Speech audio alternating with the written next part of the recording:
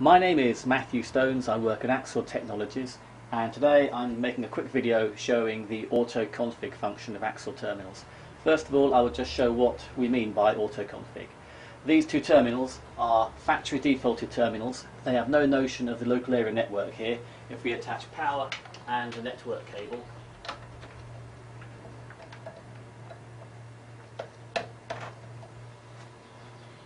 they will, without any intervention at the terminal end, contact a management console and download a configuration file, reboot, and be ready to use. So using this method, a large number of terminals can be deployed with zero effort at the client end.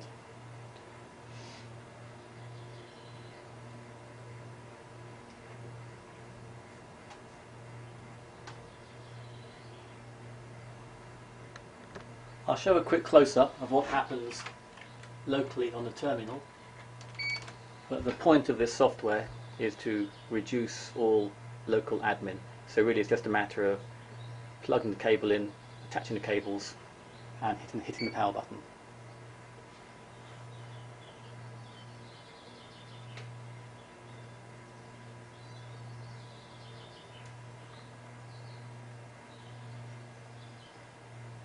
So we can see here the terminal contacting the PC, downloading a config file, and rebooting.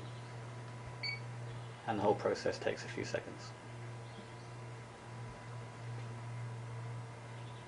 I'll now show what happens at the PC end.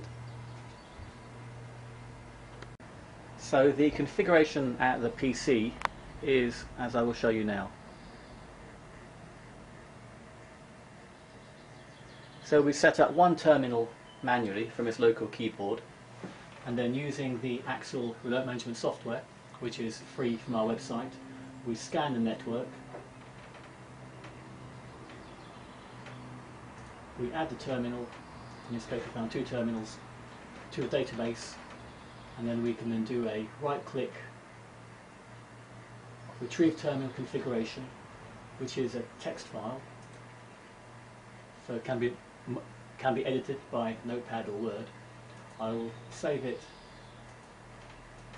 as a file, output to file. I'll call it template,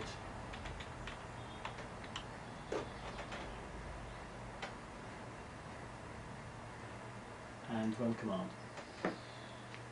So that takes the configuration details of a terminal and saves it as a central template file. We now configure the Axel auto-config function to listen out on the network and to send that config file to all incoming requests from factory default terminals. So we add a group. Now the point here is you can have different config files going to different terminals. You don't have to have one configuration deployed to all terminals. But to keep things simple, I will just set up one group here, which will be one config file going to one type of terminal. So we'll call the group name test. I will specify the setup file as that file I just took called template, and I will specify that all terminals will get that same config file, and I will then click on run, and it's now saying listening on port 80.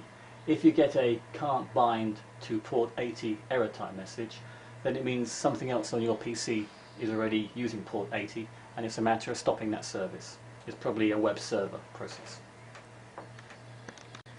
So the software is listening on port 80. I will now attach a terminal and the full process will happen.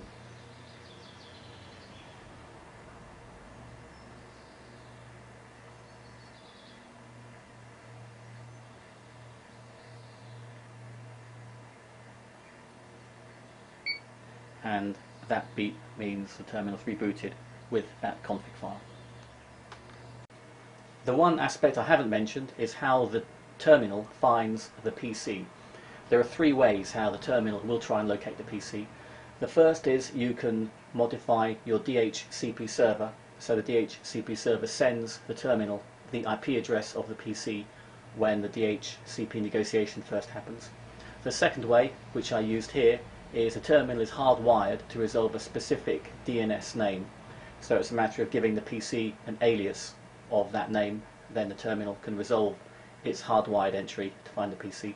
And the third way, which is a catch-all, is that we make the assumption that the Axel management software is running on your DHCP server, which we can always find, of course.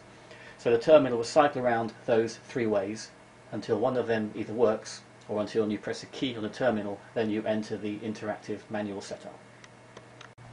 This feature is obviously very well suited for deploying a large number of terminals very quickly. It's also very well suited for maintaining remote terminals. For example, if a user is working on a terminal on a remote site and that terminal suffered a catastrophic failure, it would simply be a matter of getting a new terminal to that user, plugging in the cables,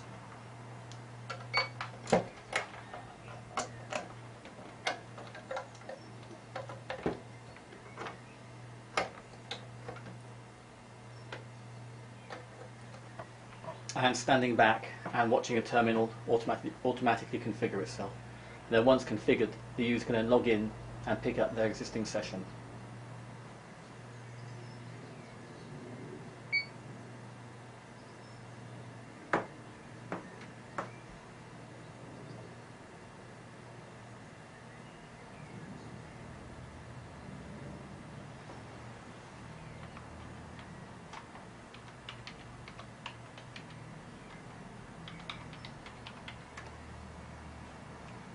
So there we are, connecting to our existing spreadsheet. So it really does remove all the admin function from the remote end at the terminal end. Well, I hope you found it interesting. If you have any questions, please contact your local Axel office. Our details can be found at www.axel.com. Thank you very much. Bye for now.